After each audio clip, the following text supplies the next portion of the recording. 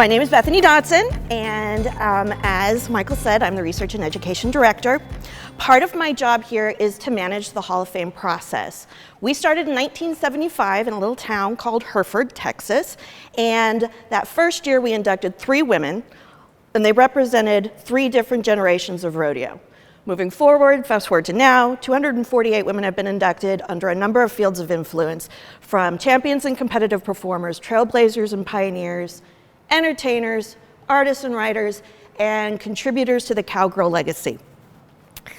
Now, it was really interesting. I know that Michael's saying this is an obvious choice for wilderness, but it had me rearranging women that I have studied a lot in a very different way, and it was actually a lot of fun.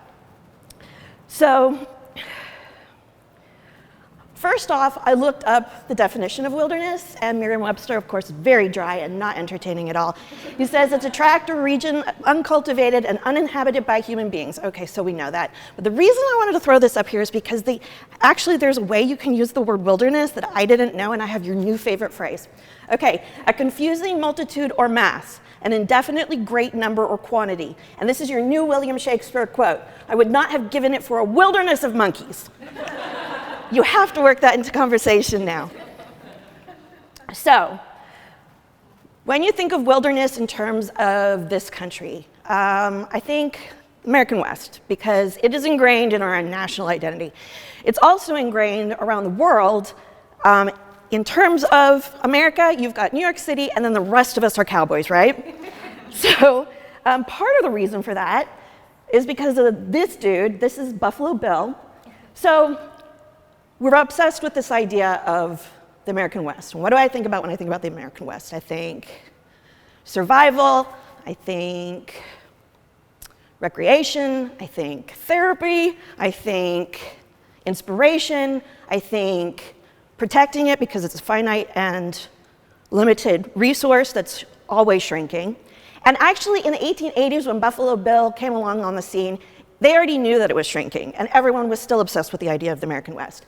So he came up with this idea to come up with a show, very circus-like, with lots of skits that heavily romanticized what the Old West was actually like. And they traveled all over the world, and people were obsessed. They would show up at these shows just like we go to the Texas State Fair, and they probably would spend about as much money.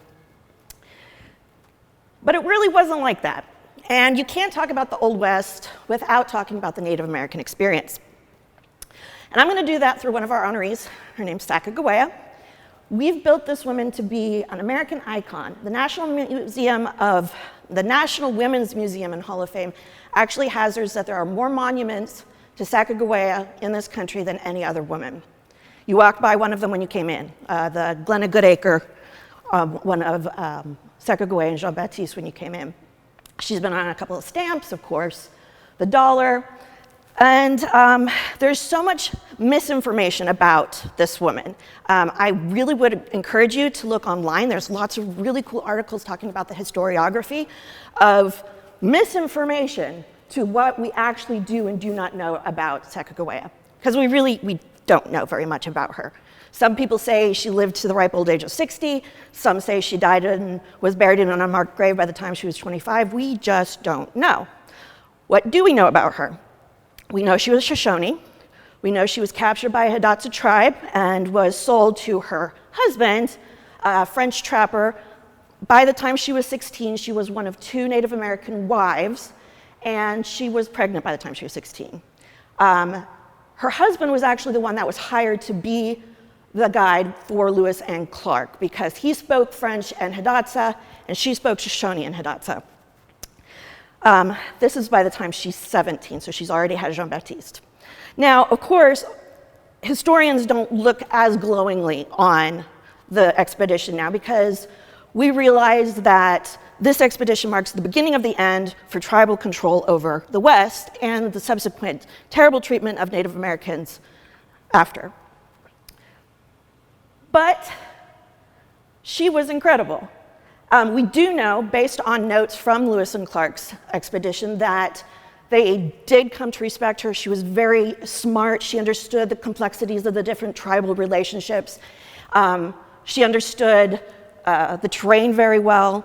And she was 17 years old with a baby, the only woman traveling with 33 white men.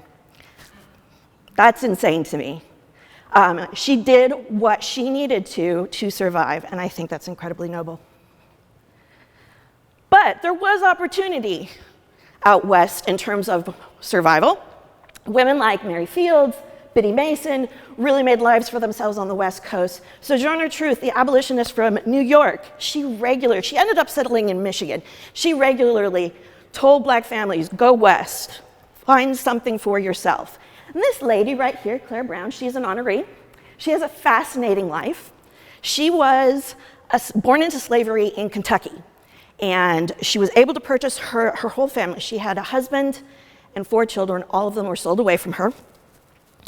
And when her owner died, she was able to purchase her freedom, and her whole focus for the rest of her life was to reunite her family. And this, of course, this is not a unique situation. So many humans went through this. So she had heard through the grapevine that one of her children had gone west. So she convinced a wagon train of miners who were headed to Colorado that she would go with them. And she offered to do laundry and cooking. Of course, she's walking this 8 weeks, not riding. And she gets there, and the woman has an incredible sense of business. So she starts a laundry service, ends up buying a bunch of realty in the Cherry Creek area, which is now Denver, and becomes like a community leader. She establishes 2 of the first churches there. Everyone came to her.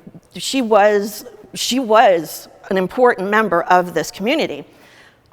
She ended up making a trip back east, again, trying to find some of her daughters, and she didn't find them, but she brought 27 formerly enslaved peoples back with her and got them jobs and education and homes, and she paid for all of it herself. Misfortune starts to later in life hit her, and she ends up very poor. And they heard that, this is in her 80s, they heard that the possibility of her daughter Eliza Jane was in Council Bluffs, Iowa, and so somebody paid for her to go, and it was her daughter. And they were able to come back to Denver, and they lived together until she passed away. She was so important to Denver that the governor of Colorado and the mayor of Denver were at her funeral. There were so many people there, they couldn't keep them all in. Okay, so conservation and protection, because we gotta make sure that this stuff is around for generations, right? Women like Velma Johnston and Molly Goodnight, they were instrumental in making sure that the American wild mustangs and the American bison did not go extinct. Women like Janelle Clayburgh. Janelle Clayburgh and her husband, they ran the King Ranch for a number of years. And while that was happening, of course, that's a massive cattle operation in Australia and Brazil and all through South Texas. They became incredibly protective of the ecosystem environments of the south coast of Texas. And they do it by supporting the Cesar Clayburgh Wildlife Research Institute. This is a really cool website and a really great resource if this is stuff that you're interested in terms of native growing, native seeds. They've got a feline protection program because ocelots are nearly extinct, and so they have a lot of really incredible programs. Well, Janelle came up with this really interesting way to support the organization. So this is Tio, and this is Janelle. This is Kermit Oliver, and this is some unnamed mystery man from Hermes. I never got his name. So Kermit Oliver is a fascinating artist. He is the only American artist that Hermes has ever worked with on their scarves. And we have a number of them in our stairwell. I'm happy to point them out to anyone who wants to see them. And he is from a retired postal worker from Waco, Texas. Janelle convinced, well, she went to Hermes and she says, I want to do a scarf for the center. And they're like, oh, we're on board because his scarves always make money. So she convinced Kermit to come to the ranch, showed him around, and they came up with this gorgeous, it's a 6-year project. It is beautiful. It's got over 116 different species of flora and fauna that exist in South Texas. And when I'm talking to Janelle about this, she has so many facts, and she's spitting them at me really, really fast. And so let me see if I can get this right. The ecosystem of the Laguna Madre and the south coastal area of Texas supports more species of flora and fauna than the Everglades. Okay, moving to inspiration. There's this amazing woman named Gretel Ehrlich, and she's a nature writer, and she's written about 13 books on the subject. Everything from interviewing victims of the Japanese earthquakes and the resulting tsunami, to melting ice, to ranching. And she, in the 70s, was working in documentary work in New York. Her creative partner and fiance died of cancer at a very young age. And she went ahead and went anyway to this project that they were planning on working on with this sheep rancher in Wyoming. And then she just stayed and became a hand and ended up having her own ranch, getting married, and learning how to deal with the grieving process through being out in the wilderness. Her book, The Solace of Open Spaces, is actually journal entries from this time period, and it's a gorgeous book. She's written, also, she has been struck by lightning twice. One time, she was out on her ranch walking with her dogs, and she gets struck by lightning. She wakes up, she has no idea how long it's been. She drags herself back to the house, somehow manages not to die, and eventually some friends find her and take her to this apparently horrible hospital. Anyway, there's a whole book about it. It's just, I think it's a Match Strike to the Heart is the name of that one. Anyway, the way she writes is just absolutely gorgeous. Of course, we can't talk about communing with nature and inspiration without talking about Georgia O'Keeffe. She regularly went camping, was absolutely obsessed with the landscape of New Mexico, and the strangeness of the landscape, she celebrated it, and we all benefit through her body of work. It's gorgeous and inspiring. Also, something that I really liked was this guy named Robert Mayer in Georgia O'Keeffe Country article said that O'Keeffe admires not the brave little tree, but the hostile rock. And I thought, I like that very much. And it reminded me of things that Gretel writes about when she talks about when she is in nature, finding a way to survive it and live in it is about accommodating it, not pushing back or fighting it. In finding that vulnerability and tenderness, she finds fierceness. Okay, she's one of my favorites. This is Barbara Van Cleave. When she comes to the museum, I glue myself to her. I just love her so much. So she's a photographer.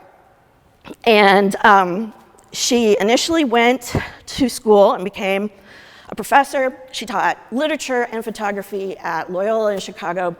Eventually goes into photography full time. Eventually, she goes back to run this 5th generation historic ranch in Montana that she grew up on. And her photographs, she photographs on horseback. She's like, watching her ride and shoot is like watching poetry happen. And the shots that she gets really just show you the magnificence of what it's like on a ranch in Montana. This one's my favorite. There's actually going to be a PBS documentary coming out about her life and the historic ranch. She's working with this woman named Cynthia Maddie Huber, who all of her work is all about the changing face of the West. And I think it's coming out next year. You can actually see a trailer for it on Barbara Van Cleave and Cynthia's websites. And Barbara narrates it, and she's darling, and you have to look her up. Okay, more inspiration. Architecture. This is Mary Jane Coulter. She became famous designing hotels for Fred Harvey. So Fred Harvey had all these hotels and restaurants along rail lines, and then made famous by the women that worked in them. Harvey Girls, you might recognize that from the Judy Garland musical. Anyway, she was also hired to design 8 buildings that are all still in use in the Grand Canyon, 4 of which are now on the National Historic Register. Her work was all about making it work, accommodating nature in the hostile environment, and making it look like they were being pushed out of the rocks. Okay, so we are still obsessed with the West. We can find that because of the fact that Taylor Sheridan's Yellowstone is the highest, most popular streaming cable show right now. Also, the vehicle 1883 and the upcoming vehicle 1923 that's going to have Harrison Ford and one of my other heroes, Helen Mirren, in it. This is Christina Voros. She's a cinematographer and a special award winner here at the museum. She started in documentary work also in, I just said it, in New York, and ended up working on a documentary somewhere in the South, and I can't remember what it was about, but they had horses on the set. And anytime you have horses on a set, you have to have special horsemen that are, because otherwise they're willy-nilly and it's all insane. And she met one of the cowboys, and she fell in love with him. They got married, they moved to West Texas, and she's actually working on a documentary right now about cowgirls, but she is also a cinematographer and director for all of these Taylor Sheridan vehicles. Okay, what other kinds of ways can we find inspiration in nature, but through music? From the Chicks singing about wide open spaces to Miranda Lambert releasing, she was just inducted this last year, and she is darling, the Marfa tapes. This was something that got released just, I think, January maybe? Anyway, she put it together with Jack Ingram and John Randall, and they went out to Marfa, and they took a crew with them to record them. So there's a documentary about this on Paramount Plus. And the plan was just to write and be outside, and then strip everything away, and all the production is not there, and just sing the music. And there's actually a lot of ambient sounds that you can hear on the album of the desert around them, and it really does kind of feel like you're just sitting around a campfire listening to them sing. And again, you can see a trailer for the documentary on Paramount Plus. Okay, so surviving, not getting killed by lightning, inspiration, music, protecting it. Okay. So, I'm going to leave you with a quote, is the most famous quote from the nature poet Mary Oliver from her poem, The Summer Day, where she's defending being outside and observing nature. And she says, "Tell me, what is it you plan to do with your one wild and precious life?" So what are we going to do with our one wild and precious life? I think we're all going camping. That's all I got.